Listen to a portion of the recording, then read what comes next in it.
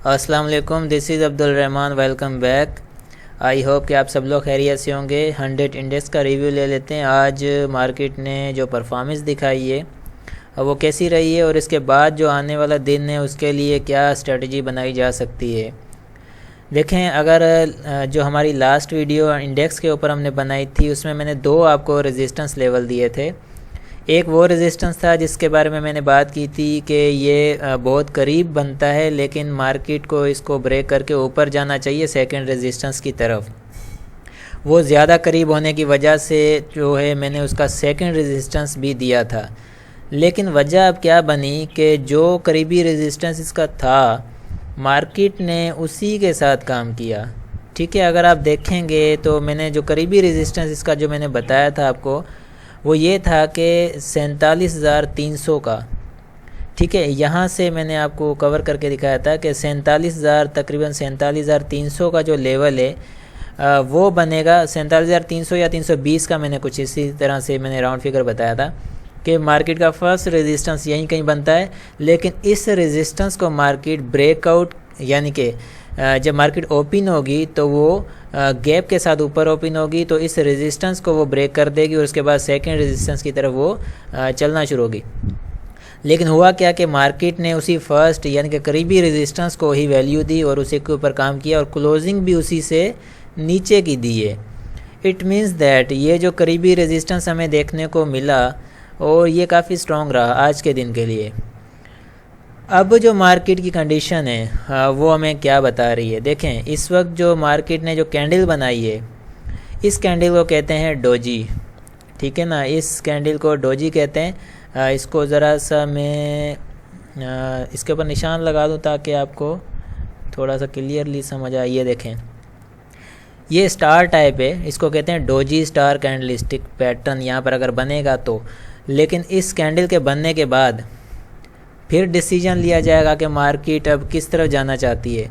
अब ये आकर मार्केट ऐसे स्टेज पर खड़ी होगी है कि जहाँ पर आगे की कैंडल का बताना थोड़ा सा मुश्किल रहेगा।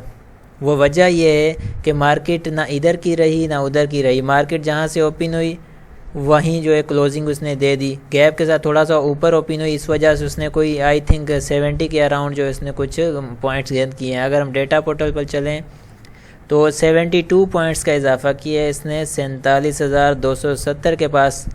इसने 47,270 की क्लोजिंग दी। ठीक है, हाई जो इसने लगाया था वो 47,369। ठीक है, 47,669 का इसने हाई लगाया है और लो 47,168 का लगाया है इसने। ठीक है, वॉल्यूम 129 मिलियंस के लगाएं। इस वक्त जो मार्केट की क्लोजिंग है वो यहाँ पर बहुत ज़्यादा इंपॉर्टेंस रखती है। वजह यह है कि हम यहाँ पर अब डिसीजन लेने में हमें काफ़ी मुश्किल पेश आ रही है। डोजी के बनने के बाद हमें वेट करना होता है कि नेक्स्ट डे मार्केट क्या करती है। अगर तो नेक्स्ट डे मार्केट इस डोजी के ऊपर की क्लोजिंग दे देती है और इसको क्रॉस ओवर करती है, यानी कि इसका जो हाई लगा है ये इस हाई को क्रॉस करके ऊपर की क्लोजिंग देती है, तो फिर तो एक अच्छी साइन हो जाएगी मार्केट के लिए, मज़ीद बाइंग आएगी। तो फिर आगे का लेवल जो है हमारा उसको डिस्कस किया जाएगा। ठीक है, अगर मार्केट में नेक्स्ट डे पर इस डोजी के साथ नीचे की नेगेटिव कैंडल बनती है तो फिर आप देखेंगे कि ये मज़ीद जो है फिर नीचे सपोर्ट की तरफ जाएगी।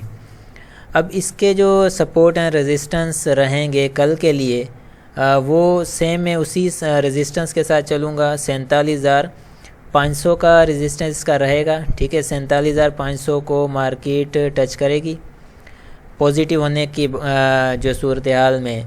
तो यहाँ इस लेवल को 47,500 को मार्केट टच करती है तो आपने यहाँ पर प्रॉफिट टेकिंग करनी है अपनी, और प्रॉफिट टेकिंग करने के बाद आपने साइड लाइन होना है और फिर मार्केट को चेक करना है क्या मार्केट 47,500 के अराउंड घूम रही है या लास्ट लास्ट जो सेशन है मार्केट का 2-3 बजे के बाद अगर मार्केट इसी एरिया में 47,500 के आसपास या ब्रेकआउट देकर ऊपर काम कर रही है तो फिर आप इसमें मज़ीद जो है बाइंग बना सकते हैं नेक्स्ट डे के लिए। और अगर मार्केट इस लेवल को टच करके वापस आती है तो फिर आप थोड़ा सा वेट करेंगे, देखेंगे कि मार्केट की सिचुएशन कैसी है, फिर हम आगे डिस्कस करेंगे। लेकिन अभी जो मैं स्ट्रेटजी बता रहा हूँ आप उसको थोड़ा सा गौर करें। 47,500 के अराउंड मार्केट काम कर रही हो, लास्ट सेशन हो, तो आप इसमें बाइंग बना सकते हैं, अदरवाइज़ आप बाइंग नहीं बनाएंगे। अगर मार्केट इस डोजी से नीचे काम कर रही हो, ठीक है, लास्ट सेशन हो मार्केट का, नीचे काम कर रही हो, तो फिर भी आप बाइंग नहीं बनाएंगे, फिर आप साइडलाइन रहेंगे, आप जस्ट वॉच करेंगे मार्केट को, कोई मार्केट पे चांस देगी हमें नीचे सपोर्ट की तरफ। इसका जो सपोर्ट अभी के लिए जो रहेगा वो रहेगा 46,900 का, सॉरी 47,000 का रहेगा, ठीक है। इस 47,000 के लेवल को अगर मार्केट ब्रेक करके नीचे काम करती है, ये मैंने इसलिए यहाँ पर लगाया है, वैसे तो नीचे की सपोर्ट इसकी बनती है जहाँ से मार्केट को बाय बैक करना चाहिए, लेकिन वो उस सूरत में कि मार्केट इस लेवल पर आकर फिर बाय बैक करे, फिर एक हमें जो है पॉजिटिव यानी कि एक बाइंग साइड का जो सिग्नल जनरेट करे तब। लेकिन ये जो मैं सपोर्ट यहाँ पर दे रहा हूँ आपको, वो है 47,000 की पूरी, ठीक है। 47,000 पर मार्केट आती है और बायबैक करती है, और आज की जो क्लोजिंग है मार्केट की, जो ये डोजी आप देख रहे हैं, इसकी जो क्लोजिंग है यहाँ पर, अगर मार्केट इस लेवल पर आकर क्लोजिंग देती है, इसके आसपास काम करती है, फिर आप मज़ीद बाइंग करेंगे इसमें, क्योंकि नीचे से बायबैक आने के बाद इसके अंदर बाइंग बनाई जाएगी, फिर मार्केट ऊपर की तरफ कंटिन्यू करेगी।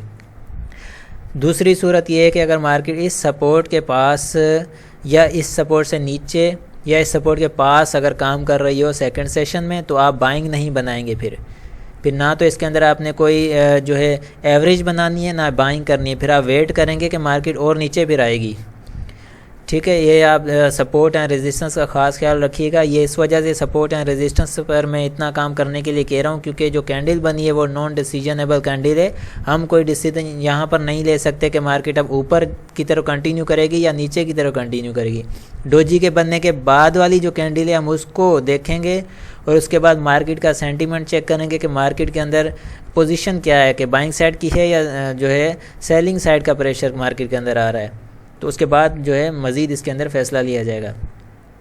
अब इसको हम अगर चेक करें बॉलिंजर बैंड के ऊपर, ठीक है, बॉलिंजर बैंड पे अगर हम इसको चेक करते हैं तो आप देखेंगे कि इसने जो बॉलिंजर बैंड की जो 20 की जो मूविंग एवरेज है सेंट्रल लाइन, उससे ऊपर की क्लोजिंग दी है, ठीक है। उसके ऊपर की क्लोजिंग देना यानी कि ये बॉलिंजर बैंड की स्ट्रेटजी के मुताबिक एक अच्छी साइन है मार्केट के लिए। इसको मार्केट कंटिन्यू कर सकती है। जो मैंने प्रॉफिट टेकिंग लेवल बताया तो मार्केट उसकी तरफ जाएगी और आप प्रॉफिट टेकिंग उसमें आसानी से बना सकते हैं फिर।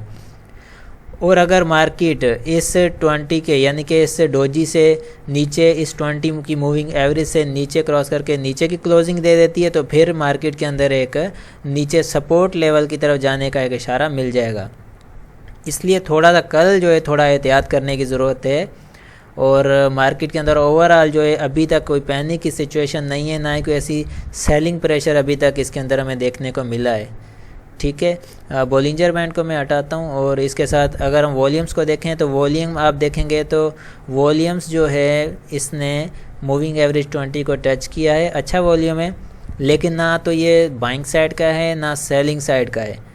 बाइंग साइड्स की फेवर ज़्यादा करनी चाहिए, क्योंकि मार्केट में जो 70 पॉइंट का जो इजाफा हुआ है उससे हम देख सकते हैं, और जो मार्केट के अंदर जो गैप के साथ ऊपर ओपन हुई है मार्केट, तो इसको भी हम एक बाइंग साइड से अच्छा देख सकते हैं। तो बाकी जो है ओवरऑल सेलिंग एंड बाइंग यानी कि रेंज बाउंड सिचुएशन है। सेलिंग थोड़ी सी कम है बाइंग से, बाइंग ज़्यादा रही है। RSI को अगर देखेंगे तो RSI 50 के लेवल को RSI ने अपनी रेजिस्टेंस मानते हुए इसको जो है फ्लैट पोजीशन में अपने आप को RSI लेकर गया है।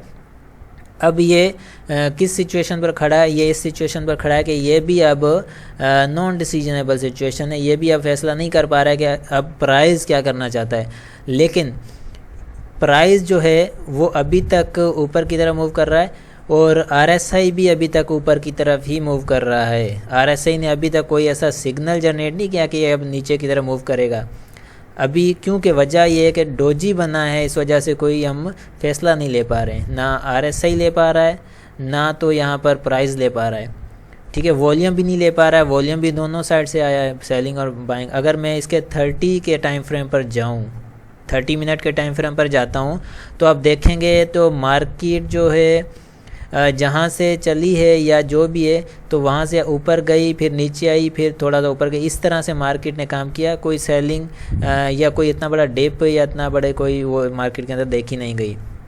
रेंज बाउंड सिचुएशन यानी कि वही बराबर वाला हिसाब किताब है। तो नॉन डिसीजनेबल सिचुएशन पर मार्केट खड़ी है, तो इस वक्त हम इसमें वो यानी कि फ़ैसला नहीं ले सकते। अब नेक्स्ट डे पर हम छोड़ते हैं कि मार्केट नेक्स्ट डे क्या करती है।